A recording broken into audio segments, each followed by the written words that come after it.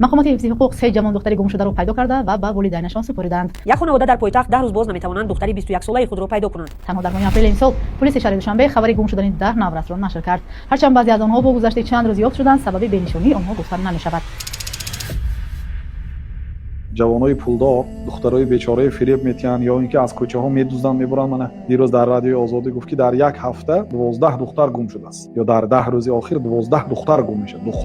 دخترای 16 17 ساله. بعد بیچاره مهاجرایی که در روسیه هستن، در دیگه جا هستن، میبینن نصیبشون. اما برای من مکتوبا زیاد اومدگی است. بیچاره بچه در امریکا هست، در روسیه هست، در اروپا هست، مهنت میکند شب و روز سالهای دراز با امید رفته خانه‌دار میشه، اون توی صرف و خراجات داره. یه شب یکم میبیند که نادختر است. چیکار کنم؟ لازم میگم توی با گردوند تیم واسقاتی توی اونا داده نمیتونم. میپرسد کی کتی کرده، یک آدمی کلام و یا نه جوابگیری بکشته میشه و نه چیکار کردن نمیشه. خلاص امروز زورمون نمیرسد به وای. خلاص اونا قدرت دار هستن. انا خیلی بیچاره مردمی بیچاره زنهای نادختر گرفته.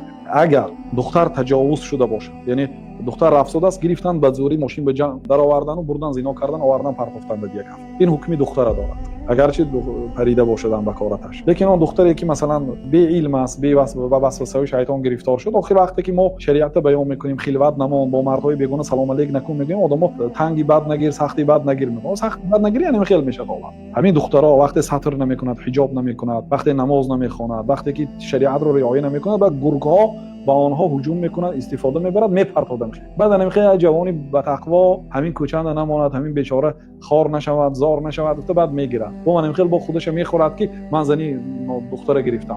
بنابراین برادرای دختردارم تو کمتر، دختراتم اهمیتتون نخواد در 10 روز 12 دختر گم شود. با اینم رسانه‌ای شدگیش. اون چقدر آدمو این چیزا رسانه‌ای نمیکنن، آشکار نمیکنن.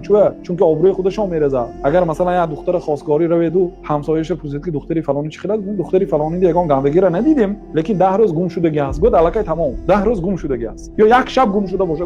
این یک مصیبت است. و کسانی که به دختری مردم هم خیلی رفتار میکنن، بلاهای بعد به گرفتار میکنن. یا آدمی کلانی با آبرو گرفتاری بلای قومی لوط شده است، وظیفه بلند دارد، پولی کلان دارد، آبروی بلند دارد، قومی لوط شده است. یا مرد که کلان، مرد بچهای پول داده خودش عملی زشت میکرده، با یک جوان میپرسد که برای چی این کارو کردی امکی؟ و تو چرا برای جوانو انتخاب میکنی مرد کلان؟ گفت ما وقت چند دخترای مردم نادختر میکردیم، یکم خدا موی زاد است، خداش به زبانش. بنابراین به نزدیکی همتون خدا میزند به خال خودتون. حالی در همین دنیا میزند کسانی که دخترای مردم نادختر کرده سر میتونن. حلال و پاک نکاح کرده گرفتن دختری مردم، در همین دنیا به بلا گرفتار میشید. حالی در پیش آخرت از جزای روز قیامت است، جزای وزنین حالی شما منتظر است.